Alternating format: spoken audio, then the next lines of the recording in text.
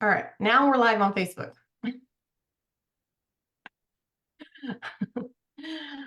Good morning, everybody.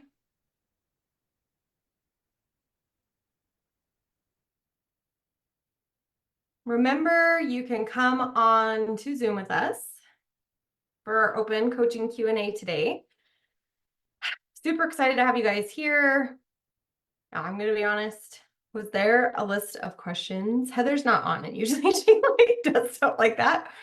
Sometimes there's a list of questions. Sometimes there's not. We're good with. I saw Heather Wagner asked a question under the reminder. There was a question that she had put there, but I can go look since Heather's not here. Will So you? just a minute. Yep. That would be helpful.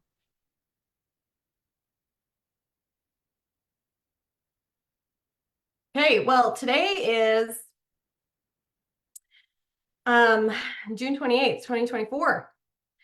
And I'm gonna switch to my awesome computer blocking glasses so that I don't have raisin eyeballs by the time I'm 50. My name is Robin Whitworth, and the Elevated Mother Collective is a brainchild. I don't even want to call it that. It's a heart child. It's a heart child. And we are super, super excited. It looks like we've got Jackie, we've got Heather, we've got people coming on. It's so exciting. You guys come into Zoom if you can. We would love, love, love to have you right here with us. I think Missy put the link right there in the comments. Brittany Croft is watching. Megan's here. Alicia, Sierra are on live with us today. Oh, Rebecca is coming in. Yay, you guys, this is so fun. So fun having some of our favorite people come online with us. This is our monthly Q&A that is open to anybody that's inside our Elevated Mother Collective or other people that have chosen to come on and get a feel for coaching, get a feel for that. And some people come because they realize that we've got some amazing collective wisdom here in the leadership of the Elevated Mother brand. Speaking of which, if you are on the Elevated Mother team of leadership, please give us a little wave. People can see who you are. We have Missy, Christy, and Sharian that are part of the leadership team. And if Heather Shoemaker pops on, she may be here, but she is deep in remodel of her brand new house that she brought in through the principles of this program after wanting it for many, many years. So we're very excited for Heather and all of the things that are happening in her life right now. As you come into the collective, you're all assigned an elevation specialist. So if you're in the Elevated Mother Collective Facebook group, which some of you have gotten this link through our email marketing, you may not be in that group, but we do live classes in there. It's very much a wonderful community to be part of. Go get in there if you're not in. But if you're in, you've been assigned one of these ladies or myself, and we are your touch point person, the person that you can go to say, hey, I want to know about your programs. Hey, I need support with this. Share me your wisdom. We are all totally up for that. So I don't know why I can't see this waiting room people, but we're figuring it out. Facebook has made it a little bit more interesting to stream live. So your screens look a little bit different. If you're in the online world, you'll know what I'm talking about. So I'm kind of moving my screen around so that I can see both chat boxes, but that doesn't mean I won't miss something. That's why you have a team. Heather's iPhone, is that Heather? Okay. So if you have a question that you want us to coach on and you are live on the Zoom with us, put a 1. Just put a 1 into the chat and we will know.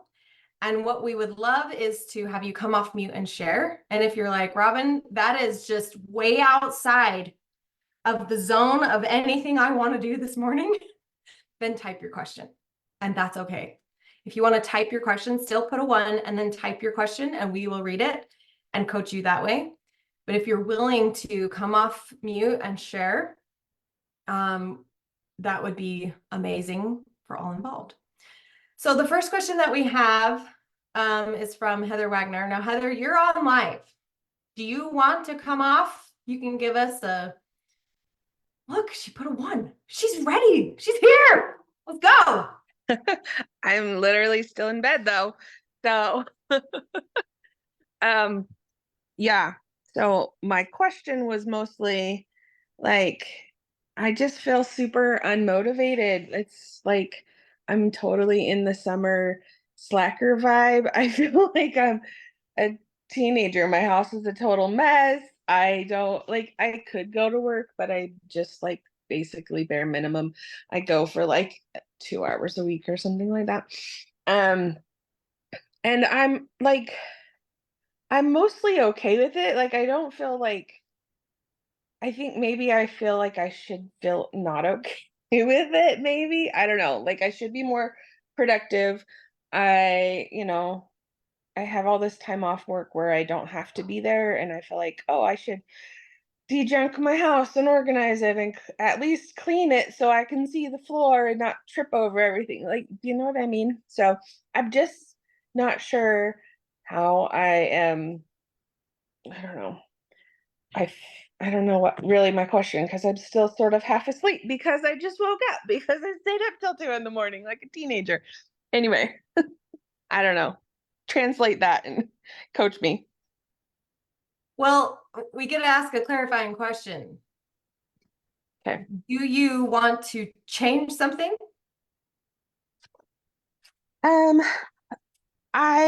Yes, I do. I want to be productive, but also don't have the motivation to be productive. Does that make sense? Yes. Okay. All right, queen bee people. That's a topic we've been a metaphor. We love metaphors.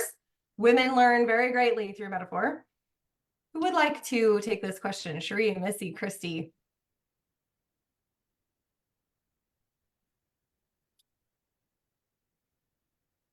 No one's gonna go, guys. The hive's buzzing, guys. Okay. Hi, Heather. We're just so happy to have you here in our space. So I can relate. I can relate, right? We talked earlier this month. So if you are watching this call and you did not watch Robin's first call of the month about the transition into summer, it is a really great watch. But like right away, I know all the coach brains are like, oh, she said should. I know. And I made it really, I tried so hard not to put that in my question when I was actually posing it online, but You it came out. better. Because Heather's been in our space before. So she knows that when we are shooting ourselves to death, that we have placed an expectation on ourselves, or there's judgment there, right? Anytime we're shooting, there's judgment. So you're laying in your bed, and I was like, good job. Like, yeah, you're laying in your bed.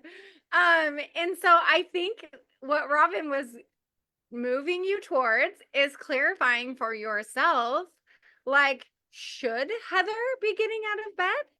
Is that what Heather truly wants this summer? So the problem is that we judge ourselves against what other people are doing or what winter Heather does or what fall Heather does. But does summer Heather get to be a different Heather? So really getting clear with yourself of like, how do you want summer to feel for you is going to help you clarify what you want to do. So when we're shooting ourselves, we're also not in choice, right? We're not in our agency because we're like, we're sitting on the fence of what we do and we don't want to do. So if you're lacking motivation, sometimes it's a good like opportunity to look at yourself and say, what does Heather want? It's our favorite question in this group. What do you want, Heather? And just saying, do you want a lazy summer, like an easy summer? And can it be both? can you have both and say, okay, one day a week or every other day, we're going to get up and clean up for 30 minutes. And so sometimes when I'm getting judgy about myself, about being lack of motivated, I was like, can that be fine? And can I just set a timer and be like, I'm going to clean for 30 minutes and see if that's enough? Is that what I want? And maybe I want to lay in my bed a couple mornings a week. It's And kinda maybe nice. that's just it's right.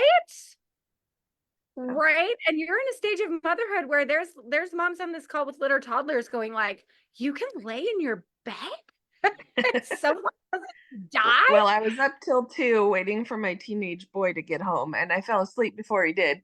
And looks like he got home at like 3:30, so that's fun. But he's also living his best life, right? He's having a good summer. Right. So But are you living your best life, Heather? What does Heather's best summer life look like? I know, right? Yeah, it's good questions. Obviously, there's a lot of stuff that I want, but I, uh, like I don't want my house to be a total mess, but I also don't want to clean it. So how does that one work? Then you get to consciously choose. You get to Yeah. say, well, I can't have both. So I get to choose. I get to say, today I'm going to make my kids all get up and help clean. I have teenagers too. That's probably going to be at 3 p.m. today. And that's okay. Like, it's okay. It doesn't matter when it gets done, but you get to choose that too. Yeah. Does anybody else have any specifics for Heather? I had one thought to add in for Heather. Hi, Heather. So good to see Hi. you. One phrase that I love that we say in our program is that clarity is a symptom of personal alignment.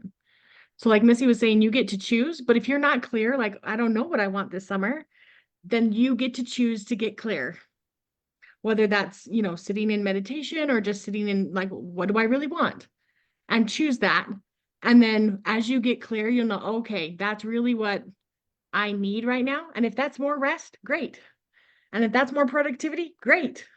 As long as that's what you need and it's clear for you, it doesn't have to be what anyone else needs, but you have the opportunity and the growth opportunity here to choose and get really clear about what you do want. Cool. See, I knew you guys would have all the answers. I just The want to answers add is really really just quick. I have the answer, right? That's what I hate. I love it, but I hate it. Just give me the dang answer. Just kidding. I just wanted to add really quick that motivation is just like a phrase that's out there, right? It's not the reality. Like what both Missy and Christy said is you get to choose what you want. And when you're not in alignment with the clarity, then you don't feel the motivation, but motivation is a fallacy. It's like discipline is probably more accurate. Routine, structure, like what does that look like? What do you want that to look like? So I love the advice that you've already been given, but just keep in mind, like, oh, I need to motivate myself to do it. Does that actually motivate you? Because No. the reality is that motivation is just a word that is thrown around out in society, but that's actually not the reality. The reality is like getting to choose and change your mindset around like, if I just am structured and have a routine, but maybe you're so structured and routine through the school year because you're a teacher that you're like, you know what, I want to throw it all out the window in the summer. And that's okay too. You just, like I said, with both the ladies, just getting clear on what you want. Like, what is it that you do want? Yeah. Okay. Thank you.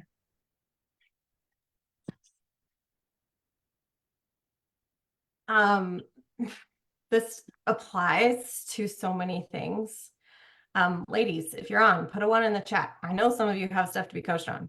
Get your 1s in there, like right now. But one of the things that's happening with Heather is she's seeing what we call in the coaching world, in the elevated mother world, contrast. She says, hang on a second here. How can I be laying in my bed at this time? Hang on a second here. What happens when teenagers are coming home at 3 a.m. and I'm not awake? What's happening here when my house is dirty and I'm not stressed out at work? These are all in contrast to Heather's ideal. So you get to look at that and say, this contrast is reflecting back to me my highest values. I want to be awake for my children. What a great mother you are. I would love my house to have a little order. What a great steward you are.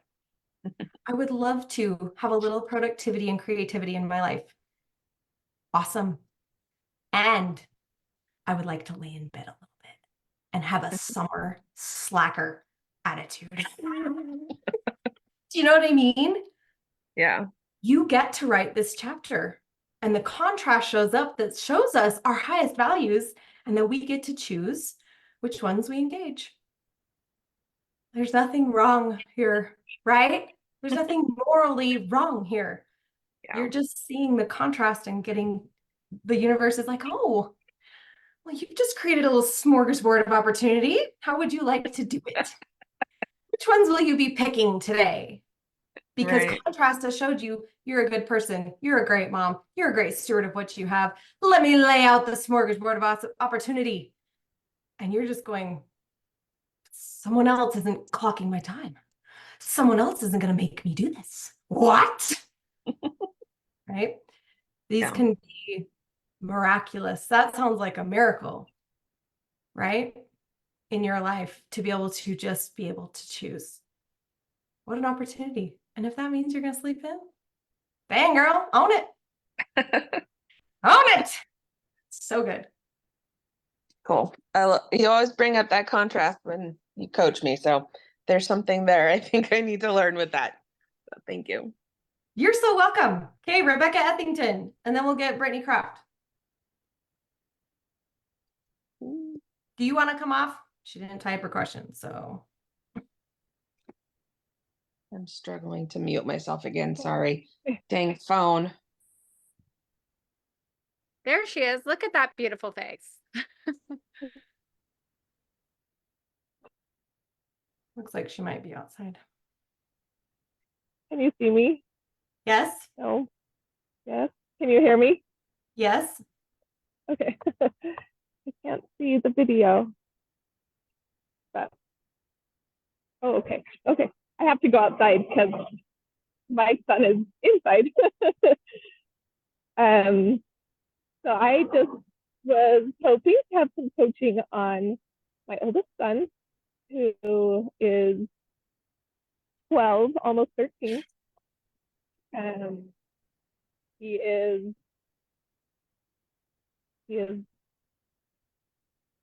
let's see, I don't even know so he is adopted,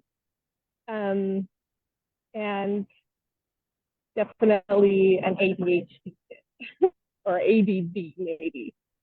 So he's got some really hard behaviors. He likes to just go around bothering everybody, getting in everyone else's business, telling everyone what they should do and how they should act. He doesn't have a lot of things that he does himself, like a lot of his own interests. And he's very impulsive. So he'll like take things of ours or lie a lot. He will argue. I mean, everything is like an argument or a fight back. And I can separate myself from it some, but when it's like, riling up the whole house, where it's of course hard for my husband and it makes him stressed out and ornery, and it makes all the kids angry and fighting. It's just, I guess it's not just, it's my choice to disengage from him, but then like the whole atmosphere of the house that I have to like just always constantly, to live in that culture, to live in that feeling and not let it rub off on you, I guess. So anything with how to help him or just, I don't know, help everyone and help myself to not become so reactive to him when it's just so constant.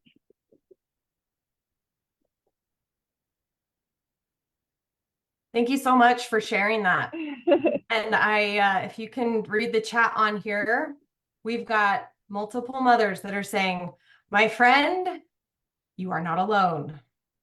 We've got Jacqueline that said, my youngest is 13, has ADHD and does some of those things. Megan says, my 13-year-old can be this way. It's hard to feel the whole household is chaos because of one kid's behavior. They're sending you lots of love and hugs. So you are not a lone pillar in the wilderness. There's a lot of love being sent your way. Ladies on the team, what would you love to reflect to Rebecca? Some questions for her.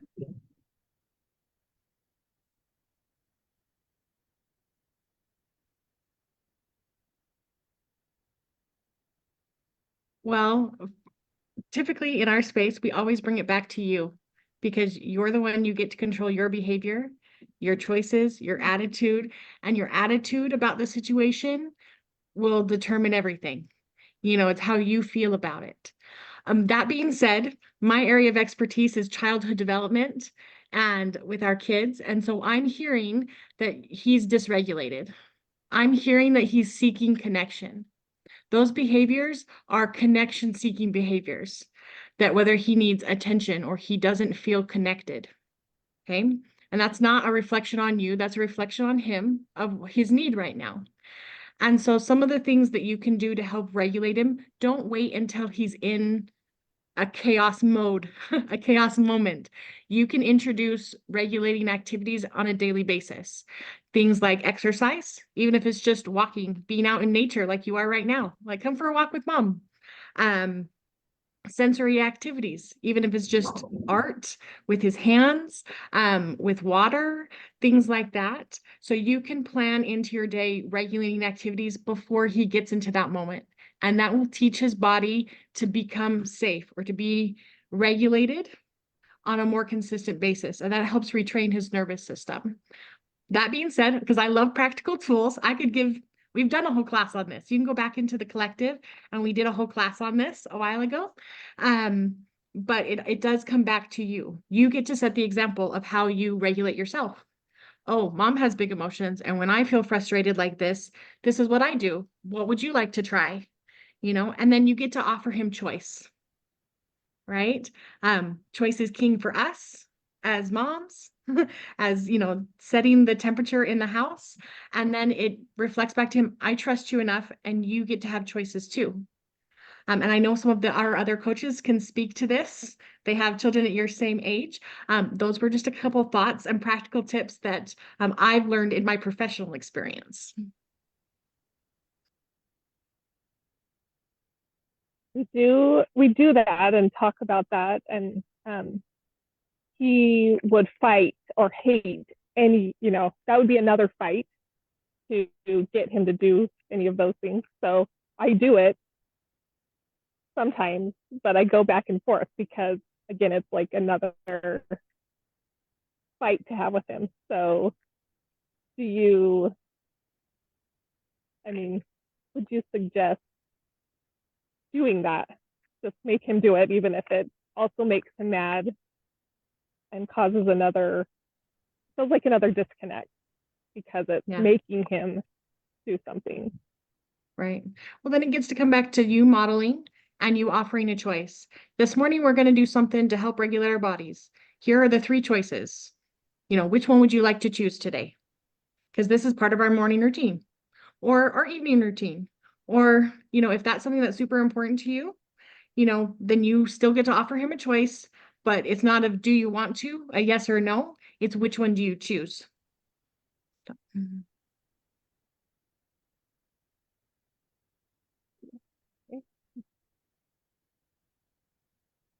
I just want to first start by sending you so much love. Like, I think so much so many times as moms, we see our kids' behavior as like a reflection of us. And so that's one of the beautiful parts that we teach in our program is learning to separate like and not take on that energy of your child as your own because it's not yours. So make sure, and then these are skills that you can also teach to your younger kids, like education and educating the kids like, okay, this is, you know, this is how we regulate our emotions. This is learning how to, you know, ask nicely when somebody is like stepped into our boundary of like, you know, you mentioned that he's very impulsive and he does things like impulsively. Like take things like he might just take something from his younger siblings or something like that. You mentioned that. So just coming back around to like, as a family, can you talk with your other kids about, you know, what that might look like?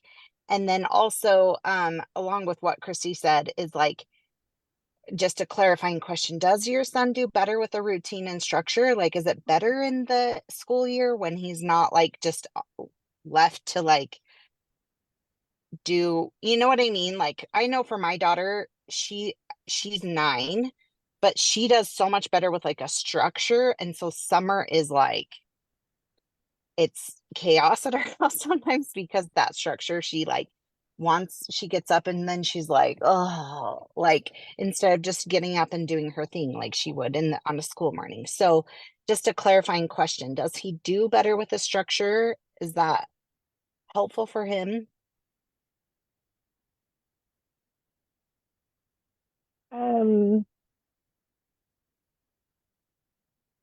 Yeah, does better with anybody else, better than being at our home. So it's better at school just because he's at home less. But during school, you know, if he was home, it was still the second he's home, he's back into the same patterns. And when he wakes up, even during school, you know, it's great. We've worked on it, but it's a lot of times, you know, straight to bothering somebody. So it's not like he'll just get up and get ready for school. So that makes it better, you know? Yeah. So I don't know exactly. Not exactly better with structure or with Okay. free time. Okay. Yeah, that makes sense. It makes sense. Like Christy said, maybe we could send you some resources on helping him regulate his nervous system. That may be helpful. But also I want to come back around to what you just said, which was like he does better with anyone else but me. That feels very heavy. So I just want you to take a deep breath and like just realize that he was sent to you for a reason, right? In the moments when it's so hard and things feel so heavy, it's hard to sit with that emotion and be like, oh, I don't like that feeling. And then you get to choose what the next thoughts are that come. How do you want to feel about your son?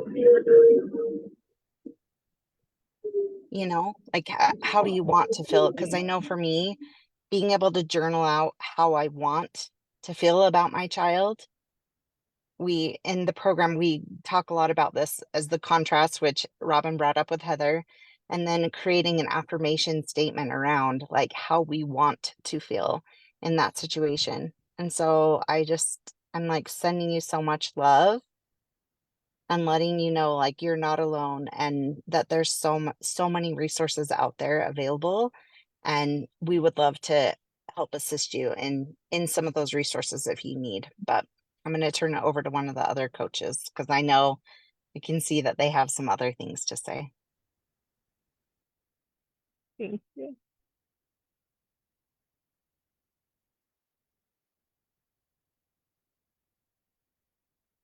Missy, do you have thoughts for Rebecca? You can go if you're ready. Oh, okay. I do have a couple of things. Just like Cherie, like the reason we have this space is because as a mom, navigating parenting multiple children is challenging. I have 6 kids myself. I also have a teenage son, and I also have an ADHD son. So like you really aren't alone. And I mean, it was interesting to watch your body as, I mean, we're watching you on camera. So like even your body almost exhale when you can feel yourself being held by other women who get it, you know. And while we may not all share the same problems, we all share the same desire, and that's to love our children to the best of our capacity. I loved what Cherie and Christy said of really learning the skill of releasing your child to God and not taking that on as blame for yourself, and putting up a little bit of distance, not distance in the sense of like, you know, you're shutting down from your child, but really putting God in between you and your child, and understanding that like you're the mom. We say this all the time in the program, but like you're the mom for the job. And while that can be heavy and chaotic, really trusting God. And we love this idea in the program also of looking for extraordinary levels of support for yourself. I love to come back to the queen bee idea of when the queen bee does nothing other than really care for herself. And so much as a mom, we spend so much time with our energy spent elsewhere. So like, look, I just want you to stop and look what you're doing. You've got your headphones on, you're walking outside, you removed yourself from the house. Like you're doing the things to keep yourself in alignment with your own energy that allows you to communicate with God for your children. So like, I just want to celebrate that about you, because you clearly have learned a lot of self-regulating skills. Like you've tried so many things. And sometimes when we're in a difficult phase with the child, it's helpful has been for me at least to say, I may not know what to do. I may not know how to do this better, but God does. And to just keep leaning back into that, like God knows your kid, God knows your heart, and extraordinary support will show up for you. When I started to say, okay, God, I joke that I got to a point with God where I was like, all right, dazzle me, Jesus, right? Like I really started to live in this expectation of miraculous living. Of like, I don't know what the solution is for my kid this summer, but it's going to show up. And that gives us hope. And when we can anchor into that level of hope and faith, it gives us a capacity to just go another day. I think every mom on this call has laid in bed and been like, nope, I am not being the mom today. Don't want to do it. But like, who says that out loud? No one gets on Facebook and be like, I would not like to be the mother today. Who would love my children? I'm giving them away. Teenagers for sale, right? Like, okay, so like, we don't have guilt here. We don't have shame in this group. Like, we get it. And so like, guess what? You showed up today to be held in this space. And that's a little miracle for you. So when my life has been extraordinarily frustrating and difficult, adopting that miraculous mindset and putting God between me and my child has helped me time and time again. And just being able to literally, like the song says, throw your hands up in the air and say, Jesus, take the wheel. I have no idea what to do, but I'm willing to see it differently. I'm willing to look for the miracle and ask God to help you see it. And if you have been in this group, we also love the phrase, of course it did. Because when you lean into miraculous living, things will show up for you. Extraordinary levels of support, angelic support for your child. Cherie actually I was struggling with my teenager, go figure, the other day. And Cherie says, well, talk spirit to your teenager. And I was like, say what? And I'd never thought of that idea before. I was like, oh, I'm just going to pray direct. Like I'm going to speak directly to his spirit. And I was like, why have I never thought of that? But God dropped Cherie in my life that day to help me have a seed of hope that I could do something for my kid that I felt like I didn't even know what to do with him that day. So your birthright as a daughter of God is miraculous living.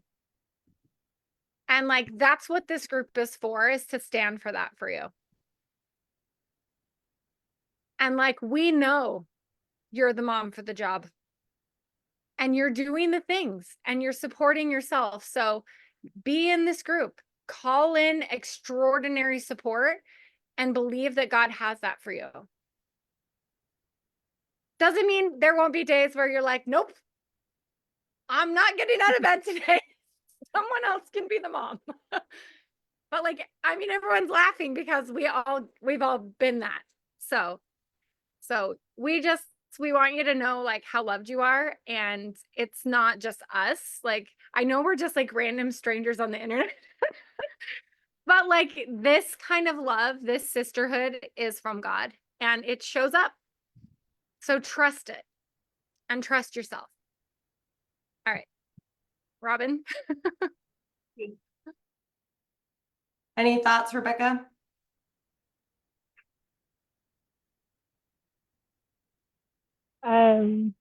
Oh, it was also good. Um, I believe God is a God of miracles, and I say that a lot, but yeah, that was a good way to apply it specifically, just to say dazzle me today. Something that a skill for you to coach yourself through, and this is something all moms can do, is to become aware of the story that you've been writing. And you may actually sit down and write it. What is the story that I've been writing about my son and myself? We heard pieces of this story. He's better somewhere else. He bothers people all the time. He's dysregulated, right? What is this story that you've been writing? What is your piece? What is the character you've been playing in the story? And then you have the opportunity to call down the powers of heaven and say, I'm choosing to rewrite this story. And that's the power of the atonement of Jesus Christ, is that we can rewrite our story anytime we want. It is within our power to reframe what is happening, to reframe and affirm something about you and your son and his future and what's happening at any moment. And so I would encourage that you write the story. Like, what have I been writing and living out? What are the beliefs that have been driving this story? And then write another one and say, this is what I believe about my son. This is what I believe about me. And this is what I believe is possible. Like, I really believe that this can be our story, and start rereading it, revise it, and live in the energy of the new story as often as possible. And I fully believe that the energy between you and your son will begin to shift.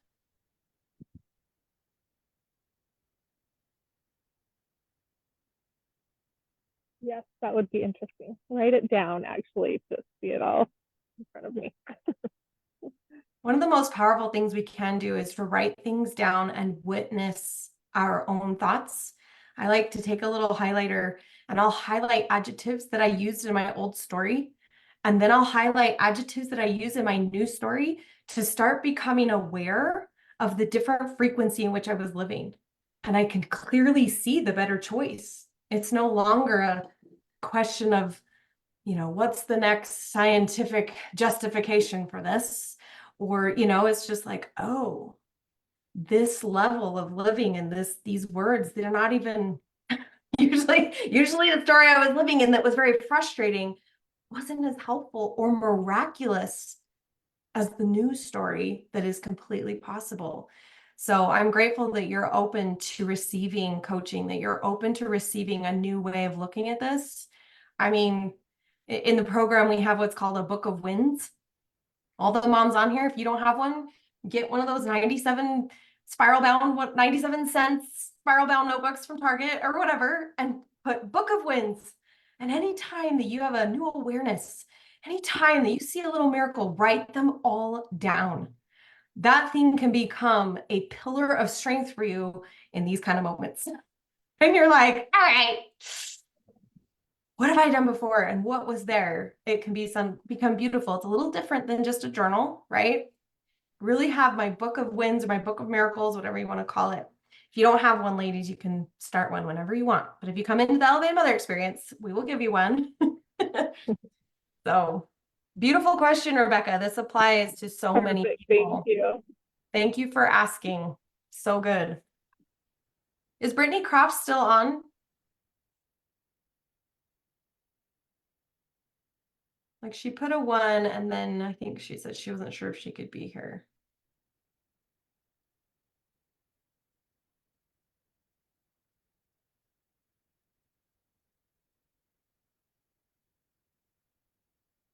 I don't see her on live though. So maybe we'll get her question on a different time. Anyone else? I didn't see another 1.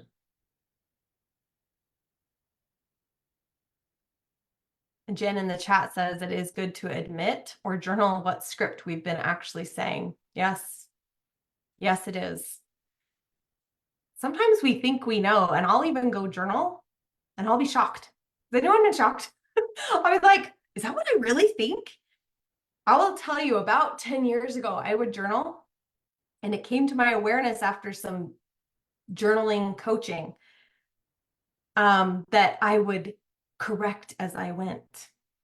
I would scribble out words, and then I learned, don't do that, Robin. You actually just write everything that comes out. Stop trying to put a filter on your own journaling. I can't even write stuff. But it was good. It was really good coaching for me. All right, Victoria. She says, how do we fight mom guilt? I have so much mom guilt all the time.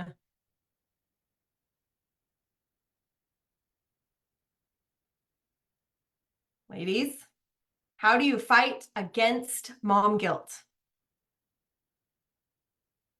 Victoria, we got you. Who wants to share?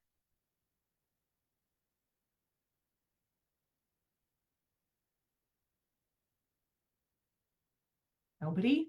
Come on, ladies.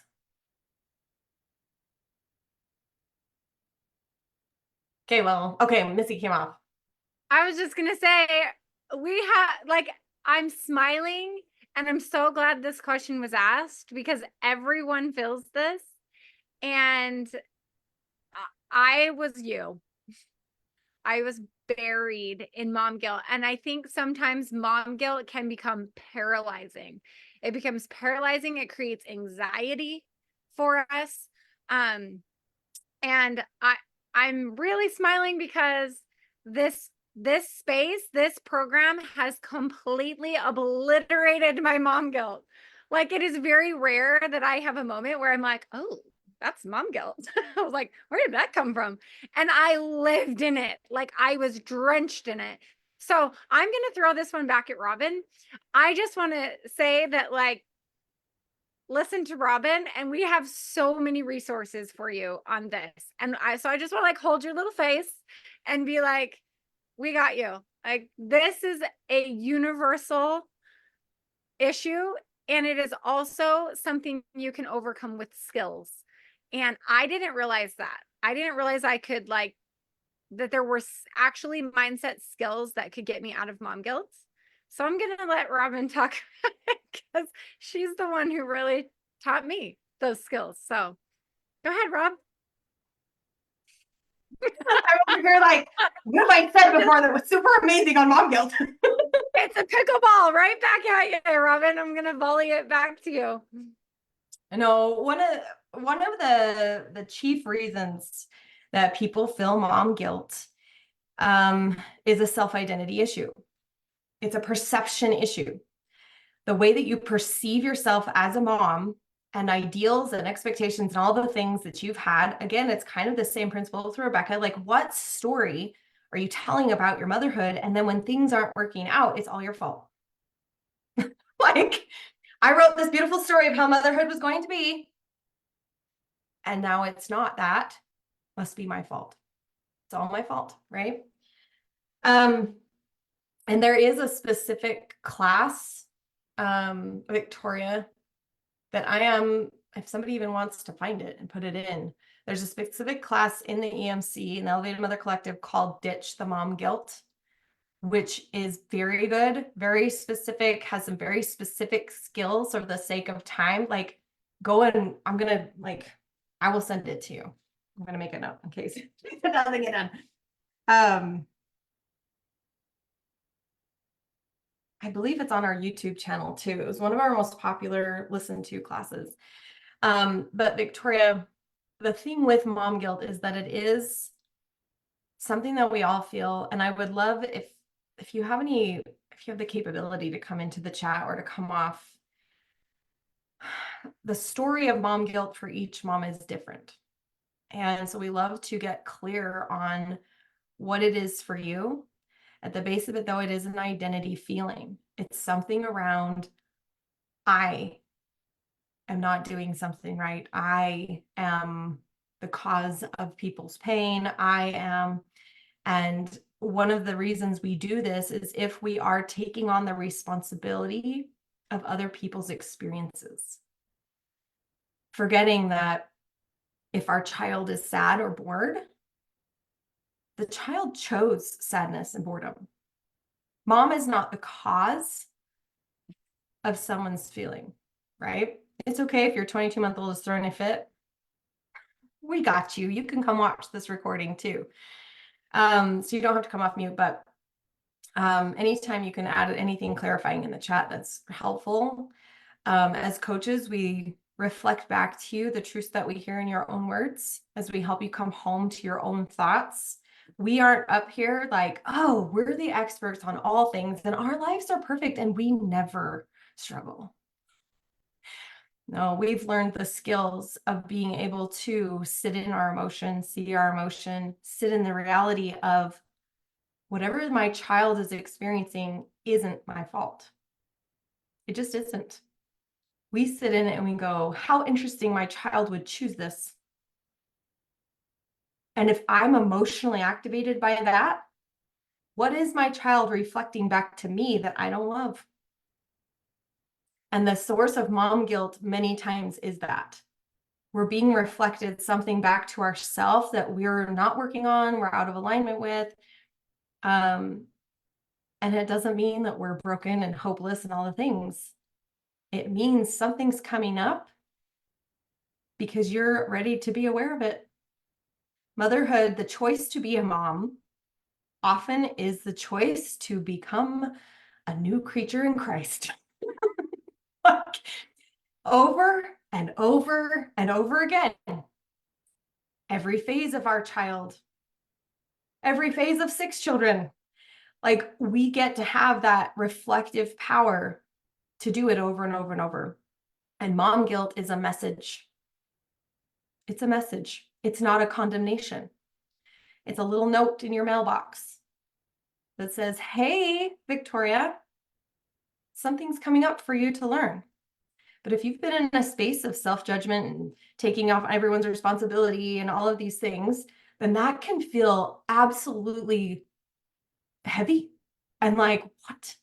I can't do that. This is impossible for me. And we can tell a story in our minds that becomes guilt-ridden. I should be doing better, right? Kind of Heather at the beginning, these should thoughts come up. I should be doing something different. And mom guilt is the product of those kinds of thoughts. She says, when I had my oldest, I was so patient. Good for you. I was not. But our family has gone through a lot in the last year, and now I'm easily irritated. She's the busiest child I or my family have ever been around. My youngest, 5 months, is a miracle baby. Literally died at birth and was brought back again. Wow. She is a miracle, but she is a very hard baby, super colic, not a good sleeper, and I am exhausted. Girl, I feel you. We're all going like this. Where's the hearts? Look, here they come. And she's hard of hearing and has hearing aids. All right, Victoria, this is your turn to write your story. This is a story of courage. This is a story of miracles. Oh, I'm like, where's Ashley? She said she couldn't be on, huh? Ladies, thoughts and insights about this courageous warrior and her feelings of mom guilt with this story. I'm like, I'll oh, share. there's thoughts. There's thoughts. I'll share. First off, I want to acknowledge what you just said. Okay, now there's a plane passing by, loud. But I can see how there's a lot of reaction going on here, like reactive energy. And I've been in survival mode, so I see it clearly when other people are going through it too. You've been in the survival state of being, especially going through that traumatic experience with your daughter losing life and being brought back. Yes, there's a miracle there, but like skipping over the death part and the grieving, that side of it, there might be something there to address, that maybe writing it out, like Robin said, like share your story, like get it out on paper, put it out there, might actually help release some of the energy around it. Sorry, I work in a lot in energy, so I get to I get to see it, but that's one way to shift energy. And so if you write it out and you're just like, okay, but recognizing when you are being very reactive, it's because you've been living in that state of fight, flight, freeze, fawn, whatever. And it might be all of those, like you might encompass all of those things. But I did talk about that in, I want to say it's the Emotions Are Your Superpower class, where I talk about how important it is to feel all of your emotions. And so a lot of times we're just in a state where we're so heightened that we just react very quickly. And so in the program, we teach practicing the pause, practice pausing. Like once you're aware of like, I'm very reactive, and even putting language to that, like I'm very reactive to, what's going on in my house, and being able to come home and be like, okay, can I pause before I react? Now that I'm aware, can I practice pausing before I react? And that's been very helpful. I think a lot of moms could, like in our program, could be like, yep, just practicing the pause and recognizing that, like, oh, how do I want to show up in this moment? How do I want to react instead of just reacting? And as Christy stated, getting your nervous system in regulation. And there's lots of ways to do that. I want to say I taught a class on that. Now I can't remember the name of the class, but I talk about tapping, I talk about grounding. I go through different steps. It's how to get out of reaction.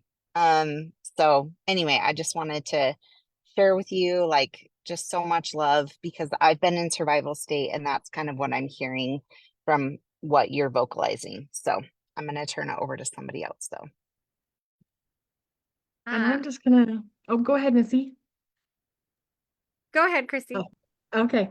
I also have a miracle baby of my own, Victoria, with my own journey there. And as a new mother, I thought, well, I should be so grateful that I have my baby, that I shouldn't, right? We talked about should at the very beginning, how I was judging myself. I shouldn't feel frustrated, or I shouldn't feel exhausted, or I should just be grateful that I even have her. Okay.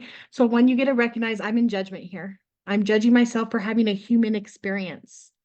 And Missy will say this, so I'll say it. Missy says all the time that being human isn't like less holy. It's the whole point. You're having a human experience. That being said, we're with you in that human experience about how it can feel. And there's something really beautiful about the duality of emotions that you're having right now. It's okay, and it's absolutely normal to feel happy and grateful and exhausted and frustrated at the same time. Those emotions can coexist. And that doesn't mean anything's wrong with you. Like Robin said, you're not broken, right? You're just having this human experience, and you get to sit and let yourself feel all those emotions because they're not bad. They're just telling you something, especially about what do I want this experience to be? And if there's contrast between where you're at and what you'd like, you get to go and write your story. You get to go and look at that with so much love and grace for yourself about feeling all the emotions. In the past, I used to have the pattern, try and skip through the uncomfortable ones, didn't want to sit there. I just need to skip to the gratitude. I just need to skip to being happy about this. But the Lord is in the pause. God loves you so much. Now, when you're frustrated, when your baby's happy, I can hear my baby crying right now, right? And the Lord is with you. If you'll sit in those emotions, He will sit there with you. And He will help you grow and come back to yourself in those times. So, I'll turn it over to Missy. I knew you were going to say that, Christy. It's the shoulds. Victoria, I had my last two were 21 months apart, and my toddler was crazy, like climbed out of his bed at 18 months and could unlock doors. He was wild. And then my sixth baby was incredibly difficult, cried all the time, didn't sleep, very colicky. So like, I feel this so deeply for you. And I went through a phase, you probably are, you went through a traumatic birth experience with your daughter, and that gets to be acknowledged. And like Christy was saying, you probably have moved. The reason this guilt is coming up because you're in the should. I should be so grateful, but this is still human and hard. And you probably are still in a level of traumatic response, and physically you are exhausted. Toddlers are busy and need, like babies that need a lot of extraordinary levels of support from their mother can be very physically exhausting. So I just want you to know that, like, we see you, we get it, but none of it is your fault.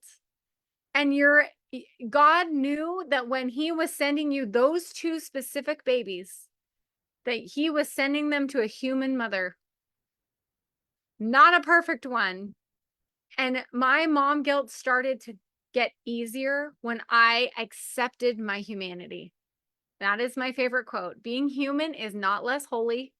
It's the whole point, because it drives us to God. It drives us to look at ourselves. It drives us to grow. But you also get to say, this is going to be a physically challenging season for my body, right? So where can I call in miraculous levels of support? Where can I support my nervous system? Where can I go outside? Wear the baby on your body, put your toddler in the stroller and get outside. Like, do everything you can. And we have resources that we can help send you to calm your nervous system, because like we said, you're the queen bee. Like, you get to do everything humanly possible that you can think of to support yourself, and know that God is the number one support for you. Even though I know when you are in it day to day, feeding a baby, up all night, chasing a toddler, you can feel very isolated. It's like you have little people touching you 24/7, but you feel really alone. It's this weird conundrum of motherhood. So just remember that there are spaces for you like this one. So start looking for ways to support your body, your nervous system. Supporting yourself is the best thing you will ever do for your children. Ever. Because they need their mama. And you need you. You need you. So I think that's been a theme of this call, is really calling in that extraordinary level of support. And like, that's why we have this group. That's why we have the programs that we do. So if anyone is on this call and you're like, okay, I'm ready for some extraordinary support, give me the resources, help me, like, reach out to us, comment. I'm ready. Help me. And we will help you. That's why this group exists. Robin, I love her like to the depths of my soul because she was brave enough, because she was that mom. She was the overwhelmed mom. And she worked on herself and she thought, if I can do it, I can help another mom do it and can help another mom do it. And that's what I've done. That's what Christy's done. That's what Cherie's done. We're not like these holy saint women. We're not. We're just mothers who are in it with you.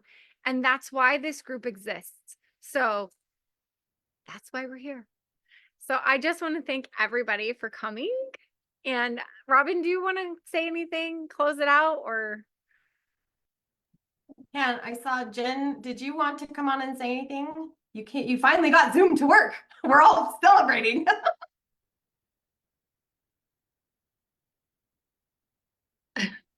Yeah, thank you. Hey, everybody. I just Missy, I know you probably remember this, but I was struggling so much with this last year, like in tears, because I was having so much mom guilt about taking time for myself. Missy helped me see that, I'm getting emotional because I've come such a long way since then. And you can't give to people from an empty bucket. And you have to take care of yourself. And everything else is gonna be okay. And oh my gosh, sorry, I didn't. Something I did was I just had a talk with my family. And I just said, let's think about in the next few days, what are our top needs that we need. And this is kind of getting off a little bit, but I'll come back to it.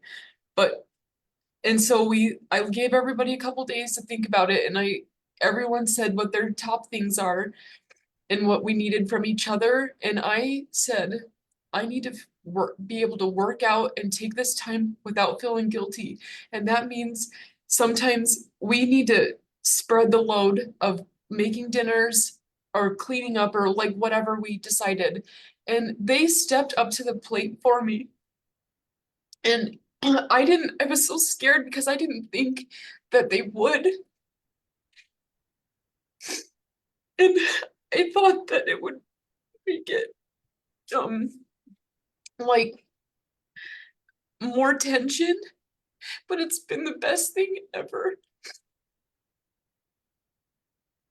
And so maybe that's just all we need to do is just like ask the people in our lives to step up for us, because you're worth it.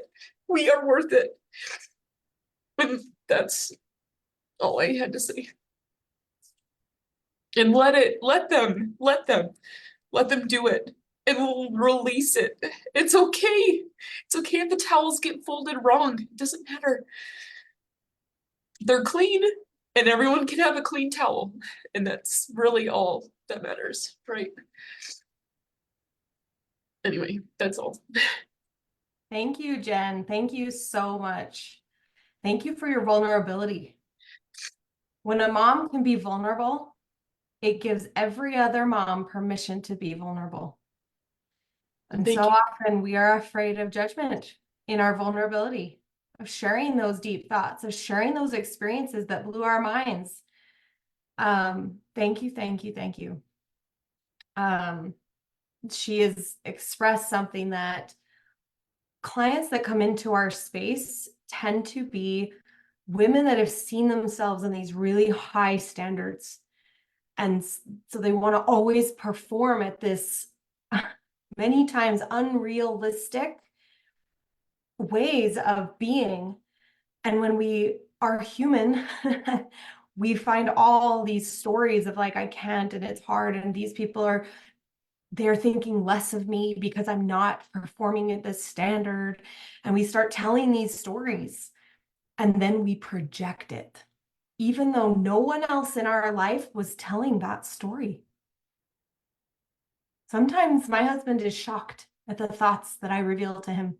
He's like, what? You thought what? And I'm like, man, I have been telling you a story about this that is not very helpful. But I always have to remember that no one else is telling the story that I'm telling.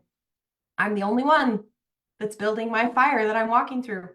The refiner's fire that we talk about, we're the ones that are stoking it. So just be aware of the stories that you're telling. This is beautiful, Jen. You changed the story. And one of the things that Jen illustrated so beautifully was she's shifting her skill of receiving, of really receiving other people into her life, receiving coaching today, or from Missy, receiving help from her family, receiving. That is something that I'm really proud of you, Jen. It's just something this world needs more of. And so we say, one changed mom will change a generation. Your kids watching you go through that are now like, oh, when I feel stressed, I can sit down with my support and have a different story. What a powerful example. Thank you so, so much. All of you ladies that have come on,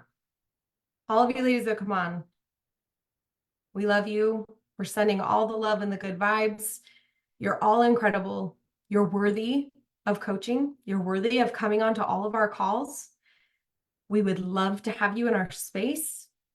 If you're ready for one-on-one, you're ready for the guidance, the process of what we teach that's helped all of us get to a space of more neutrality and more joy. And I love what Missy said, that we stand for miraculous living from others. I'm like, Cherie, that is our next t-shirt. Like, I love that so much. I love it so much. Just in my walk today, there was on the audiobook, he said, what you stand for starts to reveal your soul. And so I'm like, oh, that's beautiful. Ladies, take a moment to say, what do I stand for? Who do I stand for? And I hope you're on that list. Have an amazing day. This was an amazing call. And it wouldn't be amazing without you amazing women. So thank you. Have an amazing weekend. And we will see you all on another call.